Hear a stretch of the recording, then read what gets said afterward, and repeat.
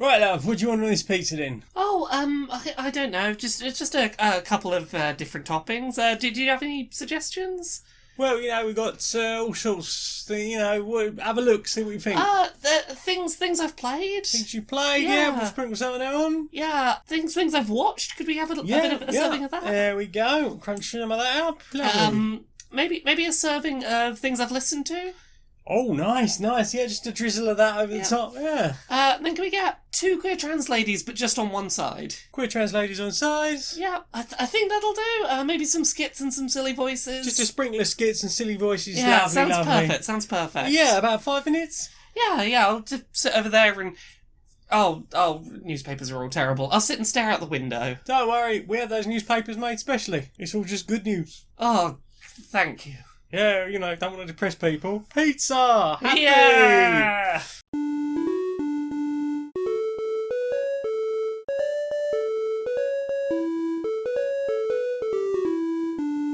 Greetings, strangers, queer and pleasant. I'm not Laura Kate Dale. And I'm not Jane Eris Magnet, and welcome to another episode of Queer and Pleasant Strangers.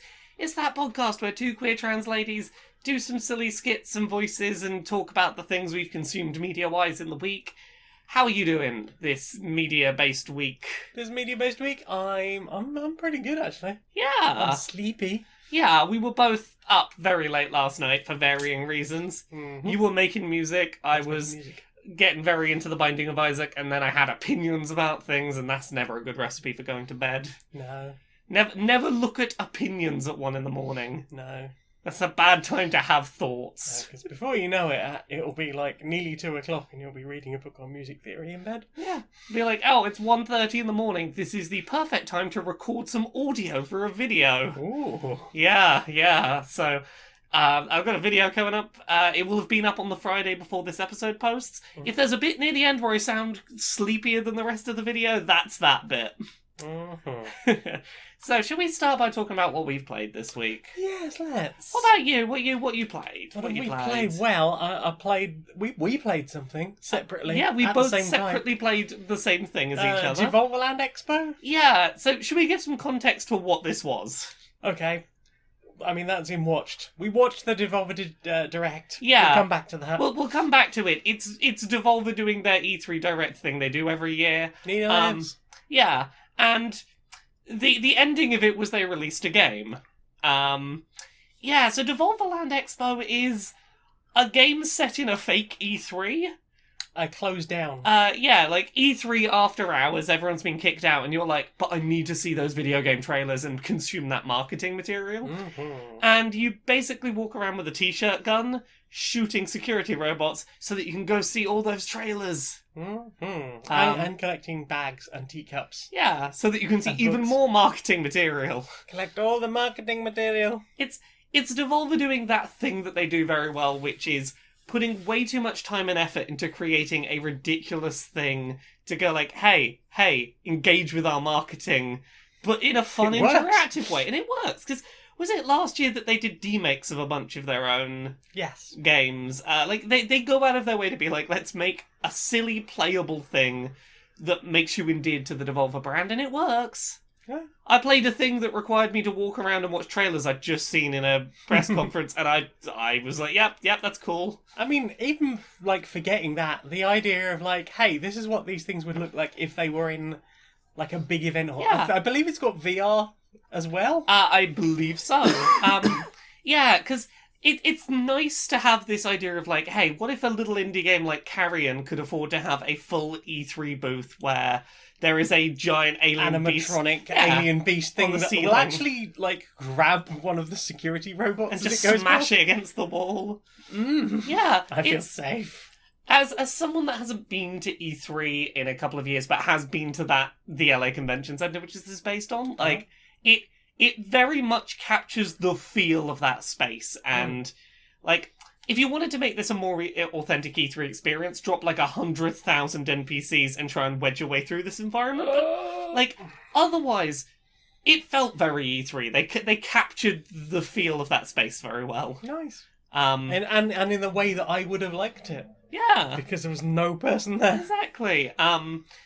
Oh gosh, the one booth that is 100% accurate to E3 was the Nvidia booth when you walk in, because there is never anyone there. Why not? The Nvidia booth at E3 is the place where you go when you're trying to meet up with people, because you know you can get there and wait there, and you will not get lost in a crowd if you are just stood on the corner of it.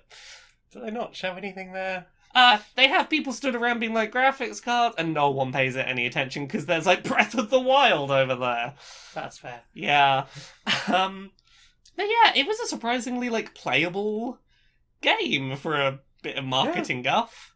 It was alright. I had fun. I enjoyed the carrion world, funnily enough. Yeah, funnily enough. That game comes out in like a week and a half, and I'm sure you're excited about that. I'm very excited. I was like, please be one of those, and it's live now. So I mean, they were like, and it's out in under 2 weeks. sitting there with a Steam page open going, is it going to start I mean, downloading? Is it going to start I downloading? very much thought it was a possibility. Yeah, I mean, from previous years when they've been like, and it's available now. Yeah, well, this Devolverland Expo, I think, was there, and it's available now. Fun fact, that is built on the gameplay engine for Shadow Warrior 3 that they showed off during the thing. So, you know that cool, like, slide move you can do to get under the lasers? Yeah. That is from Shadow Warrior 3, and that's where the shooting controls come from. So does that mean there'll be, like, a secret t-shirt gun in Shadow Warrior 3 now? But yeah, the way they were able to make a thing that felt so polished is, they reskinned a game they already have. This is E3 edition Shadow Warrior 3. They must have built like new stuff for it. God, yeah. Like if you watch look at the credits for that, they put some people behind making it. It's a free thing, and I hope they weren't crunched. I hope so. It's a free playable game that shows you trailers for a bunch of Devolver games. It's not a bad use of half an hour. I mean, my only problem with it is it doesn't hold the secrets between playthroughs. Yes, you have to find them all in one run and then backtrack to find the rooms that they apply to. Assuming you can backtrack. Yes. There are places you can't go back to. Yep. Like, once you go down into those vents, you can't get back up. And there's no continue, so if you stop halfway through a game, you will be starting right from the beginning again. Yeah, but I mean, it's a free marketing thing. Oh, yeah. I wasn't surprised to see it had some rough edges. I think I just got to a point where I was like, I just found my first secret. And it's listed as, what was it? Item 2 of 4. Yes. To unlock unannounced game trailer 2. I was like, God, I've probably lost 7 other things at least. Oh no. So I started trying to play through it again. I was like, I can't skip the trailers. Yeah. Like, there should be an option for skipping the trailers the There second is, time through. isn't there, I thought? You have to watch a certain amount of it. I knew you could exit. I didn't realise you had to watch a certain amount first. Yeah. It was a bit frustrating to go, I want to see what the secrets were. I don't care enough. I don't care that much.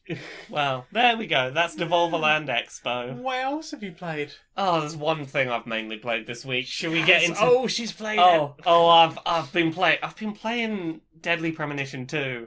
F.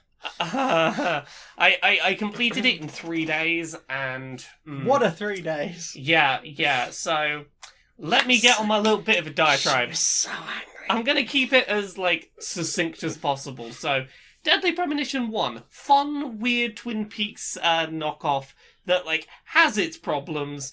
I have my issues with it, but it's clearly something that's made with a lot of love and sincerity, and a lot of its rough edges are kind of hilarious. I was watching back over footage of people playing it and the weird experiences they had with the first game. There's one where someone tries to ride a car and they're floating one foot to the side of their car while the car moves. That shit's great. Yeah, there was something really charmingly, endearingly broken about it. Yes, yeah. It was a budget game where they couldn't afford to fix certain things and they went, fuck it. Doesn't matter if someone floats outside the car, it's fine.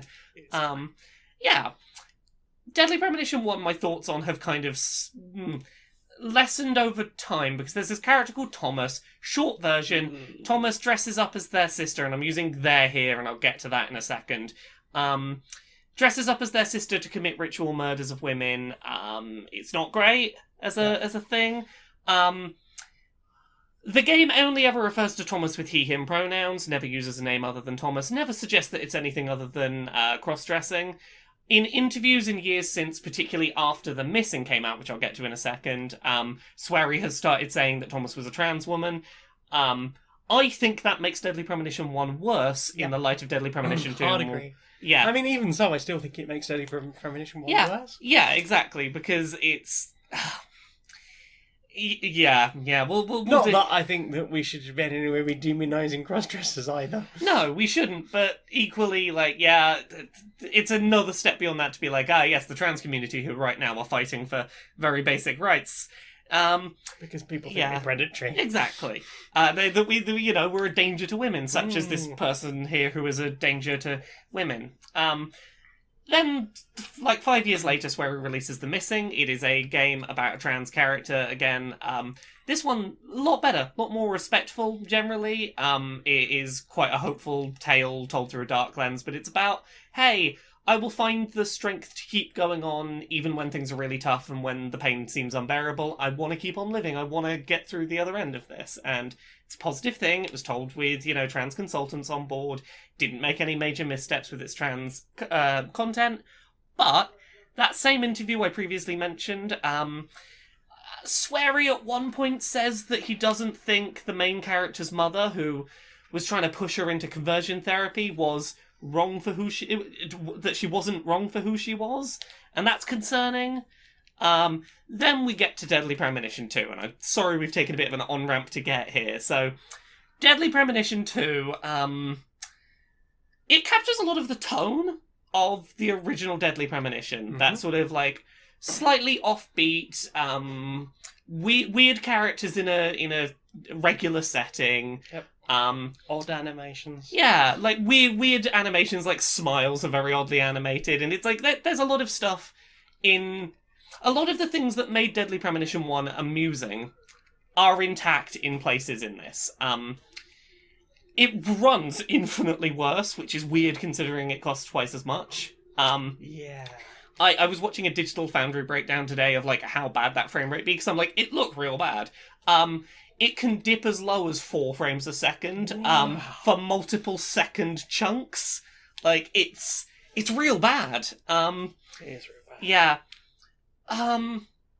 Where Deadly Premonition 1, it felt sort of like The Room. It felt like this someone making the best thing they possibly could, and it was broken and weird and sincere. And they didn't really know what they were doing. Yeah. This, in some places, Deadly Premonition 2 feels like, let's do the thing from the first one because it worked in the first one. It feels a bit more like it's trying to capture lightning in a bottle a second time. And I think for the most part it manages, but there are moments where it's like you're trying to recapture that thing and it doesn't work as well here because you're trying to do it rather than this is just how it turned out.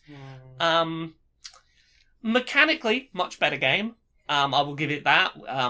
The shooting sections are control a lot better. Seemed like the skateboard let you go forward in a straight direction. Yes, it rather did, than swerving all over which the place. is wonderful. A lot of the being able to track side quests was so much easier. Being able to sort of the whole environment was much more condensed, which meant that you weren't going miles out of your way to find an objective. But let's get to the plot. York, as a character, is largely the same person he was in the first game. He is a bit over-obsessed and very knowledgeable about films. He is his sort of, like, quirky detective who is solving mysteries not really out of any actual logic. He's, just sort of stumbling through, and his logic doesn't really make sense, but that's kind of endearing. What isn't endearing is the trans content in this game. So, Deadly Premonition 2, and I'm going to go into some spoilers here, Deadly Premonition 2 has a trans character called Lena. Lena's whole point is that she's Thomas. She's Thomas from Deadly Premonition 1. She is once again sister-obsessed. In this case, she goes as far as to impregnate her own biological sister. Yikes. She once again is a ritual killer of women who is the penultimate boss of the game, who, fills basically the exact same role that Thomas did. Initially, I thought that this game was going to be positive in its portrayal of Lena. A couple of townspeople, when they initially bring her up, are like, oh, you don't want to be looking for... If you're looking for a woman, not her. She's not a normal woman as it is, and sort of wink, wink, nudge, know that she's trans. And York goes like, hey, stop being a bigot. He gives this whole speech where he's like, hey, respect trans people. Why the fuck would you think that I would care, think less of your town just because someone here is transgender? You should support the trans community, respect their pronouns, respect their name. You should be good to trans people. And then 10 minutes later, he throws out this trans woman's dead name in a interrogation as a gotcha. To be like, aha, see, I know that's your name. You are keeping things from people. You're deceitful. It also has, like, big vibes of, I'm taking away your name privileges because you've done a crime. Mm-hmm. Like, big vibes of that. The longer the game goes on, particularly, and again, spoilers, particularly after Lena's death, more and more frequently characters will start just dead naming and misgendering Lena left, right, and centre. At its peak, I think probably about 50% of instances where the character's brought up, she's dead named or misgendered. It's a real coin flip as to which way it's going to go. A lot of it feels boiled down to, I'm talking about you prior to medical transition, or at the very least before I met you, and in a period of time where I'm not certain if you transitioned yet, I will dead name you and misgender you, which is completely unnecessary. You don't need to do that in narratives. But there are some specific examples where York definitely knows that she was out as a trans woman at this point in the timeline, and still misgenders and dead names her. Any plot that seems relevant to she got someone pregnant and therefore had a penis, they just default to dead naming and misgendering. It's gross, and it's not good, and it sucks. And also York keeps making racist impressions of a skeletal ghost voodoo priest man. Also, just as a point of reference, York in this game does not solve a single piece of this murder himself. Every plot point is, well, the ghost of the skeletal voodoo priest man told me another mystical ghost riddle, and that led me to the killer. Like, he does zero crime solving himself. He just follows the mystical skeleton ghost man's riddles and then does impressions of the skeletal black man. It's gross. It's gross. Yes, it is. And here's the thing. I could forgive the low frame rate. I could forgive the poor checkpointing in places that got me real frustrated with some of those dungeons that never ended. I could forgive things like the fact that the game will let you pick up items without telling you your inventory's full and we're actually going to throw this away, but we'll let you pick it up and make it look like you picked it up. Like, I could forgive these things, and there are parts of this game that I wanted to really enjoy, but the whole time I was just bracing for, oh god, when's the next bit of anti-trans stuff coming? And it lasts right till the very last moments of that game. It doesn't stop. Swery has put out an apology for the trans content of the game. His apology boiled down to, don't hate the characters, I'm the one who wrote them, I take responsibility. And I'm like, I get what you're saying, but also, those voice actors chose to do those lines. yeah, and even then, like, if we're just talking about, like, the character as in, like, Agent York, it's gonna be hard for me to like that character again, because if I'm just gonna look at their face and go, you deliberately dead-named like, I know you're a fictional character, but you dead-named a person in an interrogation as a gotcha. I can't, like, unsee that. He also says, please continue to support Deadly Premonition, which is a tacky thing to say when you're apologising. Yeah. He's like, hey, I'm sorry, I wasn't trying to be mean, I was, I just didn't know, I'm gonna get trans consultants on now, and we'll fix it, and we'll update the game. A lot of the problems with this game can't be patched out. Like, you could go through and you could fix every issue of dead naming and misgendering. You would still inherently have the same plot you had in Deadly Premonition 1 of the predatory trans woman who kills a bunch of women and is way too obsessed with their sister. And Like, the sister fucking and the ritual murder of women are not things you can take out of this trans woman's character arc. They are integral to what makes the plot progress. Yeah. And, like, I doubt, for example, that they're going to recast the cis man that they have playing this trans woman. Like, there's fundamental things I don't see being changed. And just... You should have had trans consultants in from the first place. You had trans consultants on The Missing. Obviously, I can't ascribe motive to someone else's choices, but it sure feels like hubris. It feels like, I had a game with my name on it that everyone said was good at trans stuff, therefore I don't need to pay trans people again, I get trans stuff now. Okay. That's I have solved trans. Yeah, that's the vibe I got off it. And I've seen a lot of people saying, look, give Swery some... Cut Swery some slack. It wasn't malicious, he just didn't know. And my response to that is, this is the third game... As a cis man who is a game developer, this is the third game in a decade where you've had a prominent trans woman character. And 2/3 of those are sister-obsessed danger to women, who is, your penultimate antagonist. Like... You know that trans consultants are a thing you can do because you did it with The Missing. You just chose not to here. And if you're still getting these basic issues, like, if this was your first game with a trans character, I'd go, okay, you didn't know. Because it's not like somebody hasn't blatantly brought this up at some point. Yeah, like, all of the complaints people have right now, or most of the complaints people have right now about Deadly Premonition 2's trans character, are complaints people had about Thomas in the first game. Like, it is beat for beat the same problems.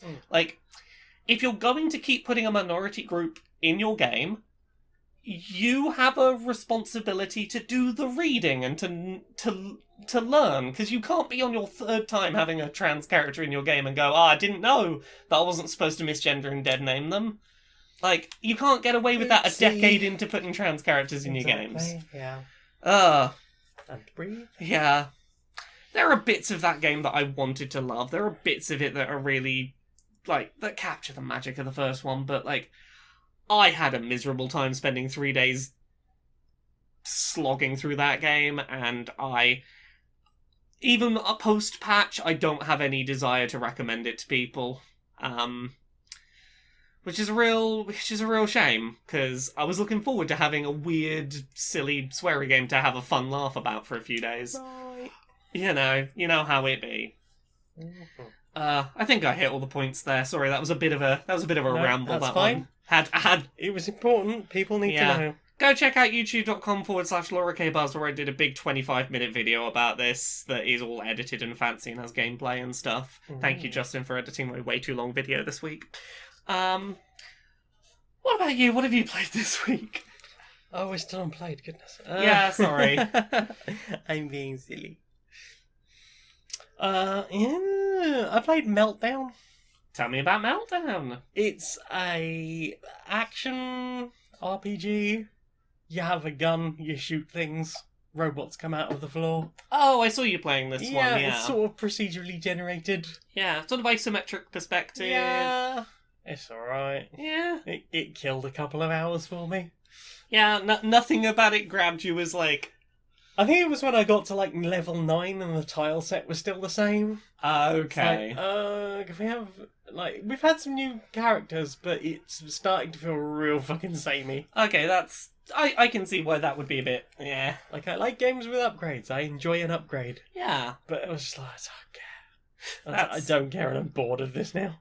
Fair. So I probably won't go back to that. But, No yeah, it's got quite a nice little cel-shaded art style. And maybe it's alright in multiplayer. Yeah. The only other thing I've been playing is I've been playing more Binding of Isaac. I've started fighting against a boss called the Lamb, and I defeated that, and then I got this option to do a thing called a victory lap, where I keep, like, most of my equipment from the last run and start over way too overpowered. But basically, you got a bit of a time limit, go, keep doing it. And the more times you do the victory lap, like, the more of your stuff it takes away from you. So, like, you start with, like, practically your whole loadout on the next run, and by, like, the third or fourth victory lap, like, key stuff that was very important to your build is being taken away, and it's like, okay, I'm going to be struggling a bit now. I still thought it was really cool that you managed to, do a 2.5 hour run. I had a Binding of Isaac run that was 2.5 hours long, and it was amazing. I think my average is like 2.5 minutes. Yeah, I had a 2.5 hour long run. It was fantastic. I started as Azazel. Then at some point I became the Lost, which is this little ghost. Mm-hmm. It has 0 health. So if it takes a single hit, it dies. Thankfully, I had this item called the Holy Mantle, which each room gives you 1 free hit of invincibility. Right. And I had like 9 lives from a previous run. And the whole thing with the Lost is every time you get a Devil Room, you can just take the stuff from the Devil Room for free. Cool. Without having to give up hearts. And I'd already picked up a Devil Room upgrade that was every floor you get a Devil Room. Ooh. So it worked out really nicely. So every floor I was just like, yep, I'll have all of those, all of those, all of those. Wow. It was a bit ridiculous at one point. It was great. Nice. I'm probably gonna VOD that run and stick it as just a big YouTube video because it was a heck of a thing. Let everyone see what the seed was on that. Yeah. Trying to try that one myself. Tee-hee-hee. You played anything else? I played one other thing. Yeah? I played The Beast Within, a Gabriel Knight mystery. Oh, tell us about that. It's a Sierra interactive 1990s point-and-click FMV game. Right. It's amazingly bad. Yeah. So, weird wannabe, very American author from the first game is back. And now he's living in Schloss Ritter, in just on the outskirts of Bavaria. And the villagers are like, there's werewolves. He's like, cool, I'll go and look into the werewolves. So he goes and looks into the werewolves, and it's a mystery, and you meet some very suave German men in a hunting lodge. And at some point there's werewolves. This was one of the first games I ever bought with my own money. Oh, yeah. When I was working at as a runner in central London. Yeah. So I just got off the train one day and I was like, just going to pop into Virgin Megastore and see what games they got. Oh, Gabriel Knight. Sure, I'll give that a try. I enjoyed Phantasmagoria. Should not have been playing Phantasmagoria at 13. Probably not. No. But because I was tall, I could always buy like 18 rated games. So yeah, got that. That was fun. And I've had it on Steam for ages, but I've never bothered trying to play it because I just thought that's never going to run without a lot of hassle. Maybe sorting out, some kind of extension. Yeah. Let's see what do. It's the version. It's like the version I would expect to find on GOG. It's got DOSBox built into it. Okay. It runs straight away. You can just click on it and it goes. Yeah. Nice. I was like, okay, I guess I'm streaming that. Yay. So yeah, it's very silly.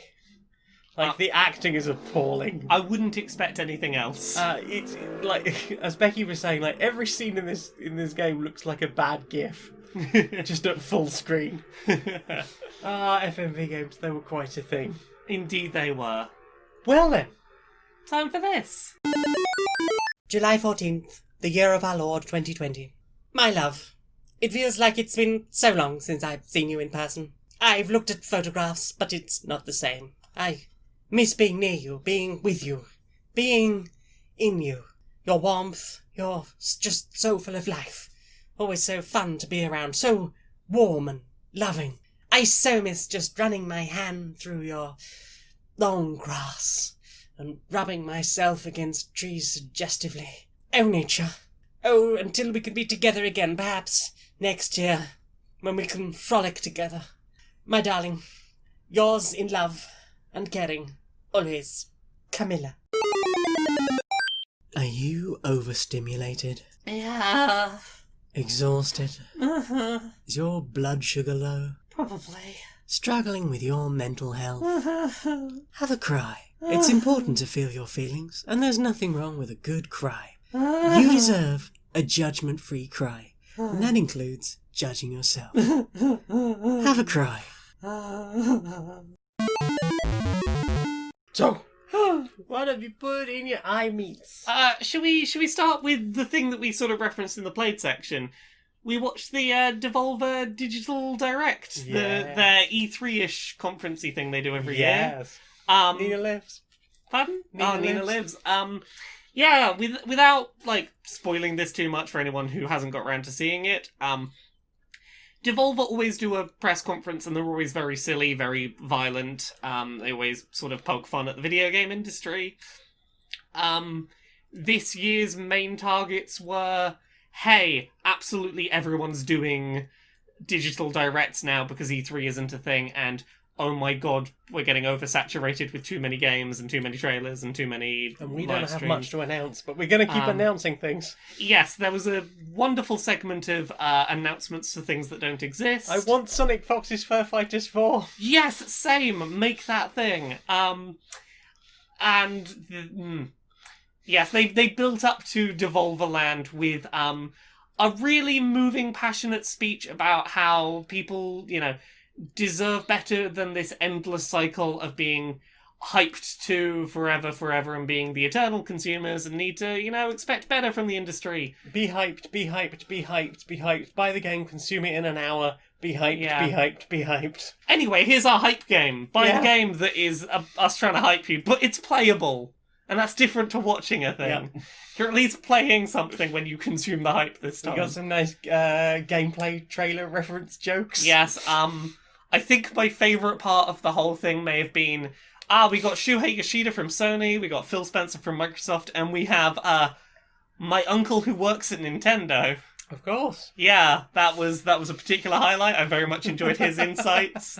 He had wonderful things to share. Hell yeah. Yeah, it was a fun time as ever. They had like 4 trailers to show off and they made it last 40 minutes and I had a great time. Yeah. I was surprised actually that when we got into Devolverland Expo, that there were trailers that I don't think were all mentioned in the Oh, show. definitely not. Yeah, like Weird West It's didn't like- have a trailer. Yeah, that's during what I the was thing. thinking. Like, Yeah. where was this? Because that would have been extra time, I guess. Yeah, well, I feel like part of it was they wanted to have something that was in the game to have an excuse to be like, hey, As well as the 3 unlockable.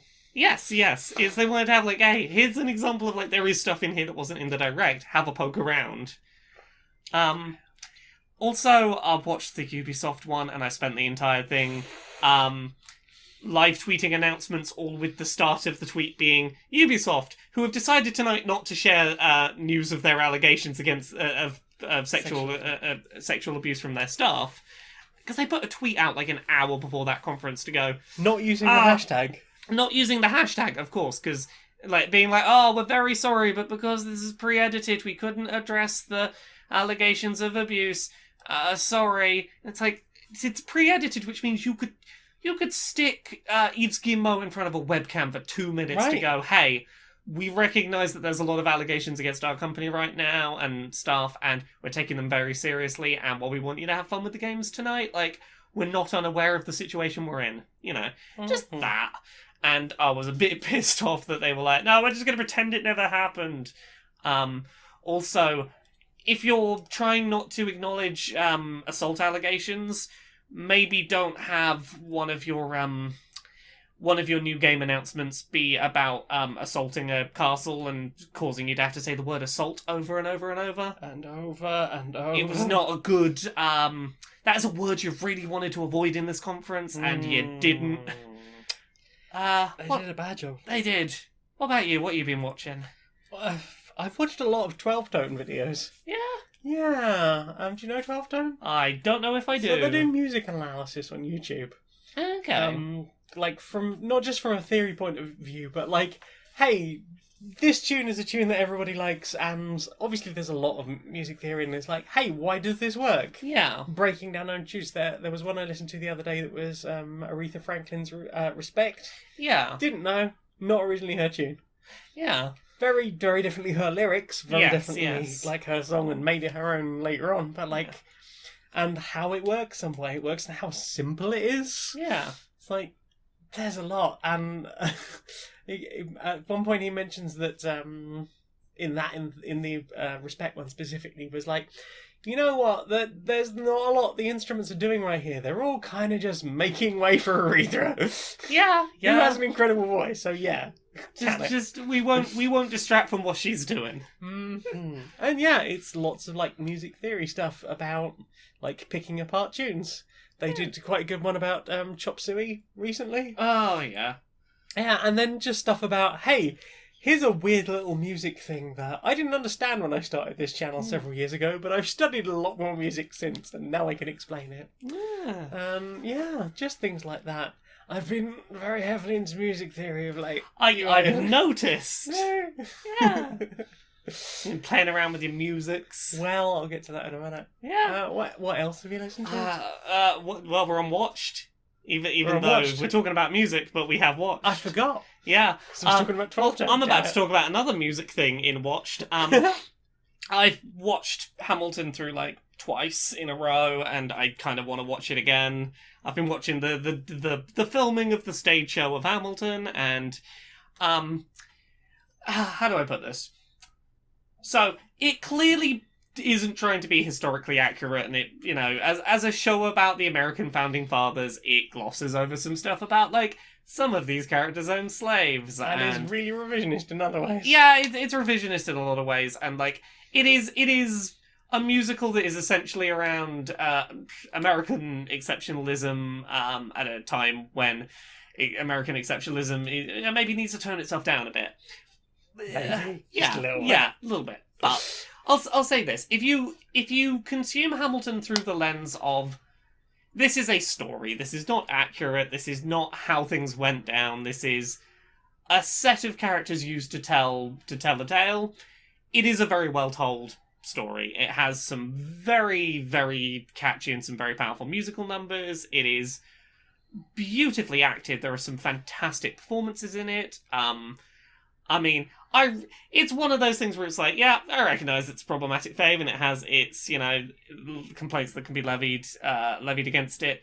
No show should be costing between $200 and $800 for a fucking ticket, and this is why more Broadway shows with their original cast need to have proper recordings that are just sold, so people can actually afford to see a Broadway show's original performance when it's still culturally relevant. Nationalise Hamilton. I mean, just generally, like, here's the thing: if you don't have original cast filmings of, say, Hamilton, Dear Evan Hansen, shit like that, people will just watch bootlegs, and you're not going to get the same experience out of a bootleg. It's just not going to be the same. But yeah, as much as I'm aware, like, yeah, it's a revisionist history of some stuff, I still think it is a fantastic work of musical theatre. I think that it has nary a song that I don't like in it. It is just solid hit after solid hit. It's very catchy, and I know it well enough that I can sort of tune it out while I work, which is why I've gone through it. This 3-hour musical like twice. I only know the polka version. Indeed. I have watched it multiple times, and I'm already like, I could watch it again. I could watch it again. So, if at any point you're like, I'm curious about this piece of revisionist history, don't worry. I'm ready to watch it again. Sold. Yeah. What about you? What else have you watched this week? Back on music theory. Yeah. I finished my music theory course. Ooh. So I've now done music theory for electronic musicians 1, 2, 3, and 4. Yeah. Literally just before we started recording this, I finished, let me find it. Hastily scrolls for what you've been watching. Sound Design 102, using synthesis for music production. Yeah. I know how to use synths now. I know the commonalities between any kind of synth. You've been making some real cool sounds with music making programs because you've been learning lots about... Played on music. Yeah, you've been learning lots about music and then making music. I spent a couple of months studying music theory, and now I have a copy of FL Studio. And you make a chiptune. I made a chiptune. It was a very good It chiptune. was a very good chiptune. Yeah. I produced this myself. Yeah. It's like, I learned things and I understand things and I can see where I put things I learned into practice. We have a musician in the house. Yay! And everyone was like, why haven't you upgraded the Quorum Pleasant Strangers theme? Because it's perfect as it is. It is perfect, and it has lyrics in my brain, and I never want to change it. Exactly. Yeah. Yeah, so that's been a lot of fun. And if you do want to listen to the track I made, you'll have to find the Nick Flair on Twitch. It is his streaming music that I made for him. So you can listen to that when he's next streaming. Go follow him. Yeah. He'll be very pleased for the company. Heck. We're still on watch, aren't we? Yeah, have you watched anything else? We've watched lots of Star Trek, The Next Generation. We've nearly finished season 1 of TNG. Thank goodness. Like, there are some great episodes in it, but there's also some just horrifying crap. Yeah, there's that episode that I thought was really good, the whole one where it's like, hey, here's this really interesting debate about these two planets, and one of them is clearly exploiting the other planet for its own gain, and the question of the Prime Directive, and like, is it moral to stand back when we could help this civilization that is clearly being exploited? But at one point in the middle, it just turns into a ramble about how all drugs are bad. Drugs are bad, okay. Drugs are bad. Also, it is a travesty that we live in a world in which Wesley Crusher survives season 1 of TNG, but Tasha Yar does not. No. That should not be a thing. I was like, as soon as I saw, like, that black oil rolling over the sand, I was like, fuck me, Skin of Evil's in season 1. What? Yeah, no, fucking take Wesley. Take Wesley. Take Someone Wesley. push him in. Leave me this girl with her cute haircut. Yeah, like, I was really shocked. Fuck Rick Berman. Yeah, I was so shocked. I was like, I'm sure she was in more of this. Yeah, Apparently- I'm disappointed to see her go. I think it's just the fact that season 1 is probably the series I've seen most repeated. Yeah. Because at one point, I think they were showing like 3 episodes a night on Sky One. Oh gosh. Lots of introducing concepts that we've seen in Voyager and Deep Space Nine. Yeah. As like, aha, time particles. And, chronotons. yes. Love a good chronoton. Here's the holodeck, and here's a chronoton, and here's a Ferengi. Yeah, here's the getting locked in the holodeck episodes. Yeah. We've had our first Dixon Hill. Yeah. So one of the few things that carried over to at least one of the movies. Yeah. Enjoy that later. I mean, I'm so far enjoying TNG. Mm-hmm. And like, yeah, let's not with some of these episodes. Yeah. Because, oh my.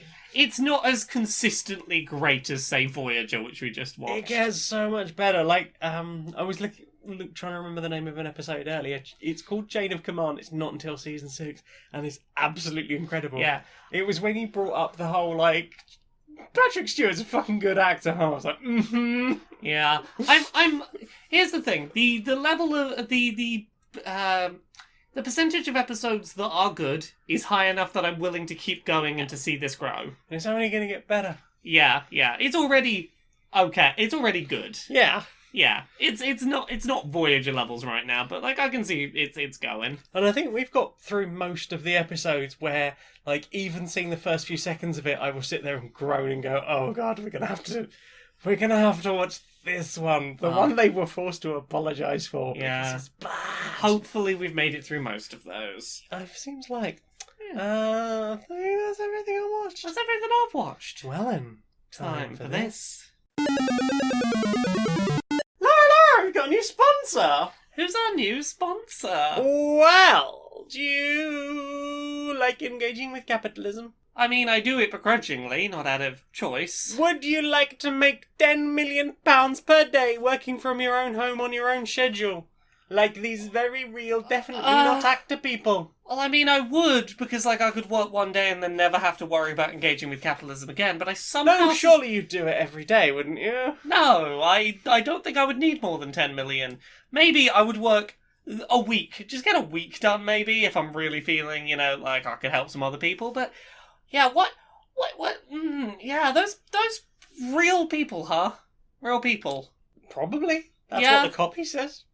I mean, I'm pretty sure I've seen that same person in an infomercial recently. Like, I'm pretty sure they're not. Wait, is that the Slap Chop guy? Yeah, I'm pretty sure that's the Slap Chop guy. Huh. Yeah. Yeah, I hadn't thought about that. Also, Lit Mobile, I think, one of the people that had the Lit Yeah, Mobile. and also that house they're in, that it's always in music videos. It's rented accommodation. They don't own that. I mean, I would like to make $10 million a day, though.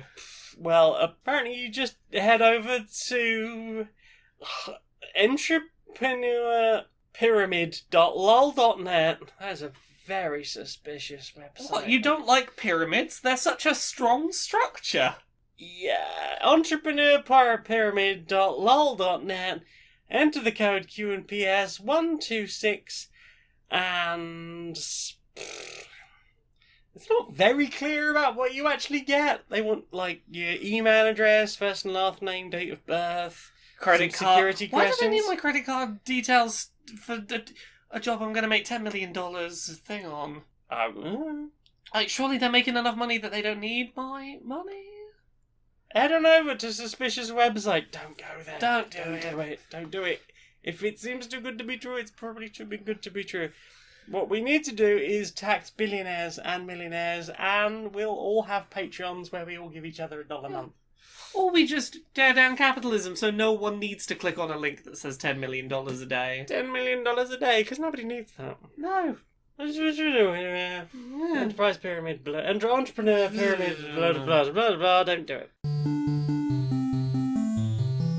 Inside the boardroom of Electronic Active Softworks. Hi. So, the news has not been particularly positive about our company recently. No. We've had all those members of staff that were under investigation, and oh no, they quit. It's so bad for them. Oh no.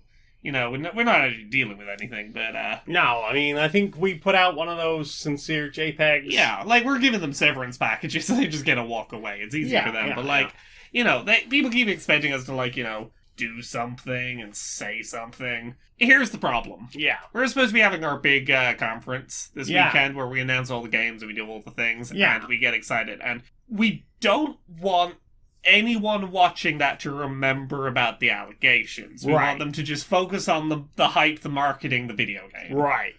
But at the same time, I know we need to not remind them of these things, but we do have that new mechanic in that big open world game we do. Yeah. That is a mechanic about assaulting your way through stuff.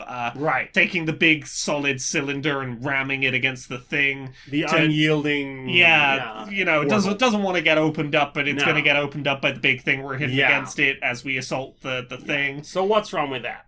Well, some in marketing have pointed out that if our company name appears next to the word assault, it might cause Google searches that lead them to the thing we don't want.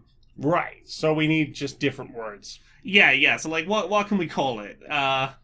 Surprise entry. I'm sure there'll be no problem with that. Yeah, you're just surprisingly entering the castle without the castle owner's consent. Just pillage. That sounds great. Great. Exactly. We just shouldn't say the word assault. You know, when we do the thing. Even though in the game it is going to be called the assault mechanic. I mean, obviously, because that's what it is. Yeah, because that's what it is. It's right there in the dictionary. Yeah, you're forcefully entering, you know, regardless whether they want it or not. Yeah, I mean, that is what castles are for, right? No, like, that is their purpose. Yeah. Okay, as long as we don't use that word, I think we're going to be fine. I think you're right. You are a fucking genius. I know. Oh god, they started Googling it again. Can we get, like, another one of those gameplay trailers out? Look at the... There we go. It's in 4K. There you go. Yeah. So, what have you slid into your ear meats? I listened to a couple of songs this week. I mean, if I'm honest, most of what I listened to this week was more lo-fi chill hip-hop beats to study and relax to, because I am still trying to get a book draft written by the end of July, and as such, I need a lot of things without words.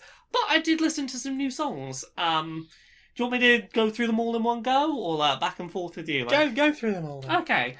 I listened to a track called "I'm Not a Good Person" by Pat the Bunny. Pat the Bunny. How are you doing, Pats? It's sort of acoustic folk punk with a mask vocalist. About fixating on the parts of yourself that you dislike and then kind of building them up to be worse than they are. Very relatable. Been there. There was a track called D&D is Gay, but so am I, so this tracks. By a band called Newgrounds Death Rugby. Okay. Yeah, I don't know. I can't explain how they got to that title. It starts very gentle and acoustic, but sort of ramps up more into sort of more of a traditional rock track as it goes. Femme vocalist, about staying up into the early hours of the night playing D&D with your friends, and at the same time crushing hard, real gay for one of your fellow players. It's kind of sweet. Yo.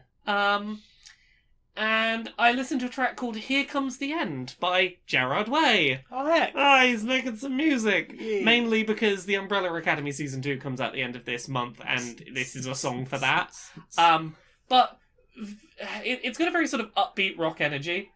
Very fittingly for where we are at as a planet right now. Lyrically, it's about trying to survive the end of the world and be like, hey, let's try and keep our chin up while everything's burning around us. I'm like, yeah, that's a song that would get written in 2020. Yeah. What about you? What have you been listening to? Well, I listened to Niel Cicerega's Mouth Moods again. Yeah? Just fancied a bit of Niel. Yeah. I wanted some weirdness and, like, sound design. Like, if there's someone who knows how to build that wall of sound. To sort of layer things. Just to layer things in a really interesting way. And not necessarily with, like, original music and stuff, or just, like, the way of fitting things together. I think it does a really good job. Particular favourites on this listening, because it seems to change every time. Still love Floorcorn. Yeah. Bustin', obviously. Yeah. Wallspin. Which one's that? It's the one with "You Spin Me Right Round, Right." Oh, right round, yeah. But it's Wonderwall's lyrics. Yes. And the other one was "Smooth," which is Bare Naked Ladies 1 Week lyrics, and the music is Smooth Criminal. Oh yes. There's something else in there at the end as well, but it's like, that's really well put together, Neil. Good job. And Shit, which is the final track on there. Yeah. Because that just layers things amazingly. It's a fascinating album. It builds and builds and builds. Yeah, I would love to hear more Niel Cicerega music. I mean, wouldn't we all? Because it's been, 2 or 3 years now, I think, I since that suppose dropped. so, yeah. Thanks, Austin Yorsky, for the recommendation. Yeah, anything else? That's everything I listened to. I listened to about 700 synth presets while trying to, and then ended up just designing my own. Any of them you'd like to tell us about, or just I listen to a lot of synths? I listened to a lot of synth. I found a way of taking two two sawtooth waves, one sawtooth, one inverted sawtooth, and putting them together, slightly detuning them so it makes a phase panning square wave. Ooh, good for like SID style sounds. Nice. If you're trying to make something a bit chippy in Commodore 64, which I was. Yes. Well then, time for this. Hello and welcome to another episode of Mind Your Business. Well, we've got 3 lovely contestants here tonight, and we're going to be showing them a little video. And now every time you see something that you think is very, very wrong, I want you to buzz in, and we'll tell you if you've won some points, or the audience will tell you if you should mind your business. Okay, bit of a controversial one here. We've got a video of a public bathroom. Don't worry, nothing inside the stalls. But we're just going to watch what happens. Okay, and run the tape. Bzz. Yeah, what have you got? Well, that's the ladies' room, and it looks like that person shouldn't be going in. And what do the audience say? Mind your business! That's right, everyone. That's a Mind Your Business So you lose some points there. Let's keep going on with the video. I think that one there with the short hair and the sort of very very finely cut suit. Actually, I don't know if they're supposed to be in here. Oh, and what have the audience got to say there? Mind your business! That's right. Okay, just a few seconds left on this one. Let's see how we do now. Oh, okay, and what have you got? Oh, there's someone who's, like, clearly hassling someone in the line and giving them a hard time for their choice of bathroom. That's absolutely right. If you see somebody who you're not sure if they belong in their bathroom, mind your business. That's what that person should be doing. You win yourself a brand new Fiat Punto. Oh, wonderful. If only I could drive. Right, I'm clocked in. Hi, evening. Oh my god, it's been a hell of a shift. Yeah. Yeah, do you wanna catch me up on what's been through tonight and what we've got coming up? Okay, so we've got bed 4. Yeah. They're just the whole face seems to have just caved in on itself. Oh. It's just eyeballs and teeth. Oh no. They're still talking. Yeah, they don't seem to be too bothered. They don't seem to have realised. Yeah, but it's horrifying to look at. Yeah. Yeah. And then okay, just want to grab the chart. Yeah. Okay, we've got this one over here in bed 6. They clipped through a cart. Oh. Yeah, the Yeah, they didn't... fire brigade managed to saw most of the cart out, but that is still right through them. Yeah, it's not like they've broken through it. The two are just occupying the same space, huh? Yeah, it's pretty gruesome. Right, what we got the next one? Okay, this one is having some breathing difficulty. Apparently, their hair clipped through their body and entered their lungs. Oh god, they didn't try and put on some kind of fancy hair effects or something like Tress effects, did they? They've just got very long hair, and it doesn't seem like the collision sorted collision on it was properly. sorted like at all. Ah. Yeah, there's bits of their clothing stuck in there as well. I can and see. I mean, like, properly stuck in there. We cut some of it off, but goodness. I mean, that one in the bed at the end looks fine. Oh, yeah, that's Mrs. Jones. She's been talking with the voice of the bishop all afternoon. Oh, and she's... sometimes she clucks like a chicken. Oh, she's just not got the right voice files. Yeah, her voice lines are just, well, I'm handing it over to you. Another beautiful day in Bethesda Hospital.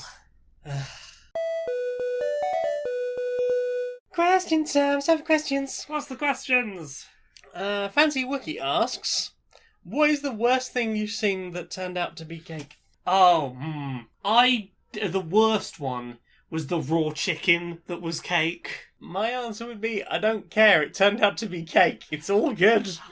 It's all cake. I mean, that's how I feel generally about most of these, but there is a mental barrier over that's raw meat that makes me not able to enjoy the fact that that's cake. That one, it's too slick. It looks too much like slick raw chicken. You just peel the fondant off. Then there's cake inside. I know.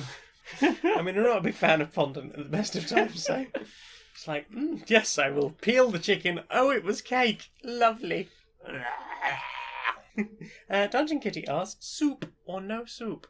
Soup's great. Please. Yeah, thank you. With lots of bread to dunk in it. Oh, good crusty bap. Oh, yeah. You crusty bap. Larry Yelling NB asks, if you're a language teacher and part-time plastic surgeon, can you give people semicolons? You can, but they will be full of shit much quicker. Tricky asks, Dungeons or Dragons? Why do I have to choose? I can dress up as a dragon if you like. I mean, if I have to pick between the two, dungeons are cold and dark, and dragons can fly you around. Dragons are the superior choice. And I have always had the desire to fly on a harness slung under a dragon. Yeah, that sounds wonderful.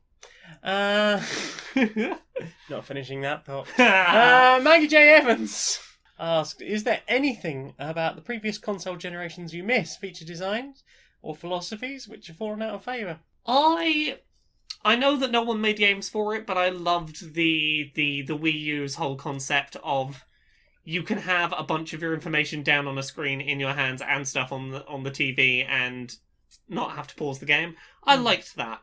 I liked that core concept. I liked some of the game things it made possible, and I'm kind of sad that no form of second screen play continued beyond the Wii U.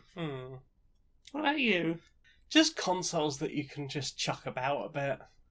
Yeah. Like, SNES has lasted forever. I'm pretty sure most of them are still going now. Yeah. So is it just any older generation? It's as previous generations. So I misheard. I thought you meant last generation.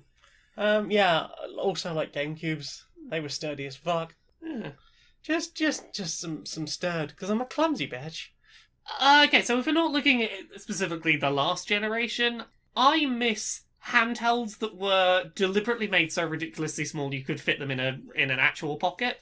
Like, but not Game Gear Mini. Well, small. No, not that small, but like the Game Boy Advance SP was a good pocket size. The Game Boy Micro good. even. The Game Boy Micro was great. Never have I. Game Boy Pocket. I love, like, hey, give me just like a stupidly small version of this thing that I can just have almost as a novelty to carry around. Give me a Switch Mini. Give me a Switch that can realistically fit in a pocket. I want to switch the size of a Game & Watch. Yeah, exactly. Go. I don't care. I'll have to squint. I'll work it out. Next question is from Becky Toohill. Hi, Becky. Hi, Becky. Bad uses for Sudocreme. You what? Bad uses for Sudocreme. Covering the floor. Covering your carpeted floor. That's a bad use of Sudocreme. Coffee creamer. Mix it into cake mix. That'd be a bad use. Pancake syrup. Yeah. Although, the more I talk about this and I'm like, don't mix it into food, I'm like, you probably shouldn't, but it might make it taste like root beer. It's basically the same. Mix it into root beer. You should not do this. You should not consume this thing. Make potato salad with it instead of mayonnaise. Tell kids it's the new Tide Pods. What's the next question? Leoside Plath asks, masks with the little cat face, with the little three cat face, yeah, or an Owu, which are more cursed? Neither, they're both adorable. They are both adorable. The only cursed face mask I've seen is, do you know what I mean when I say the Ahego face? No. It's those gross shirts you might have seen where it's like the hoodies with the anime girls. It's the anime girl doing the tongue stuck out, like looking a bit cum drunk. Yeah, it's the cum drunk face. I've seen cum drunk face masks. Like, well, like don't in public. That is not appropriate for places where there will be children around. Don't wear your sex shirt in public. Mm-hmm. That is all the questions. Well then. Time for this. Indeed. Do you know what I want to see more of? What do you want to see more of? Social justice warriors. Yeah. All right, Larry. All right, Barry. How you doing? Yeah, not too bad, mate. I'm a bit exhausted and, Yeah, it's a lot right now. It has been a lot, but, I think overall my mental health has improved. I have been, keeping up on my meds, and I think overall that has helped with stabilise me a bit. I'm glad you're doing well. You're doing well. I had a bit of a grumble today. Not a major one. I had a little bit of a grumble today. Yeah. I went down to the shops and... once again, absolutely no one here in the UK is wearing masks when they go shopping. Yeah, I went out myself last week, and I can say it was my weekly shop. I kept it as late in the day as possible. I could count on one hand out of the several hundred people I saw actually wearing masks. Exactly, and I'll bring this up because, very, very, very much too late. The UK government has finally gone, everyone should be wearing masks. Everyone should be wearing masks when they go shopping, when they go inside buildings that other people, not from their household are in. They should be wearing masks. It's going to be mandatory. In about 10 days' time. And I'm like, first of all, even doing it today would be too late. You should have made them mandatory. 4 months ago, if it was mandatory, we might be in a better place now, and some people who are dead might be alive. But we can't go back and do it 4 months ago. Time travel, unfortunately, doesn't work that effectively yet. But at the very least, I'll say this: why are they announcing do it in 10 days' time? Tell everyone it's mandatory now. Yeah, that would be slightly clearer messaging on the Yeah, subject. yeah. What is it about the next 10 days where it's like, oh, well, for the next 10 days, Next 10 days are fine. it's not dangerous to go out without a mask, but 10 days from now, oh, that's when it's going to get bad. We've got a letter from COVID. It says, Yeah, I'll give you 10 days to knit yourself some masks. actually, COVID's arriving in 11, where we are at least putting them on one day before COVID shows up. Yeah. Yeah, well, that obviously we're being ridiculous. Wear a fucking mask now. Yeah, I mean, to be honest, I've been wearing one since the beginning of lockdown. Same here. I have not left the house without a mask, even to go just, lie in a hammock outside, with my own property, in months. I'll be honest, I have been out once in about the last 2 months without a mask on. I had a bit of an ADD slip and walked out of the house and was about 20 minutes away before I realised I wasn't wearing a mask and had a bit of a panic and came home. I've had those same slips. I thankfully had them when I was like 2 minutes out the door and turned around and came back, It happens because there's that bit of your brain that, it's never going to be normal to go, oh, got to get my safety mask on before I head out the door, Yeah, we're not living in Fallout just yet. Not quite, I can't see the radioactive fallout out the door, but, but, with the exception of a couple of, oops, why does my face feel weird? Oh yeah, it's not covered by a mask. I'm getting a tan. The bottom half of my face is warm. That's unexpected, Well, I've religiously tried to wear a mask every time I leave the house for whatever reason, and it's ridiculous to me that this far into a global pandemic, that's not the norm. That there are still people who need to have it mandated to put a bit of cloth over their face to maybe protect some lives. Yeah, I mean, it wouldn't take much, would it? Just a bit of consideration, but. I'm already seeing on Facebook people complaining about, oh, why do I have to wear a mask suddenly in a shop? And, they're letting people go to the pubs without them on. Yeah. Yeah, and as you can't drink your pint with a mask on. Well, yeah, exactly. Tim Cook's got to make his money somehow, hasn't he? Yeah, gosh.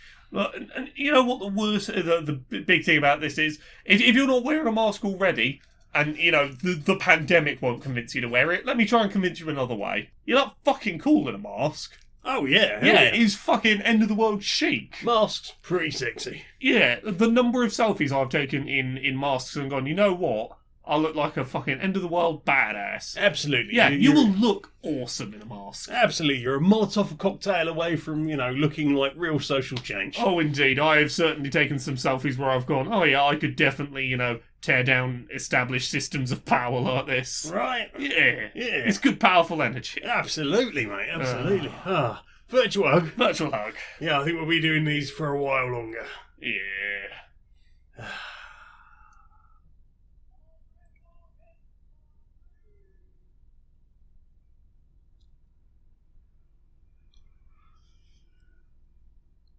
Good hug, mate. Good hug. Good hug. Right, well, I think I'm going to pop off and put the kettle on. Yeah.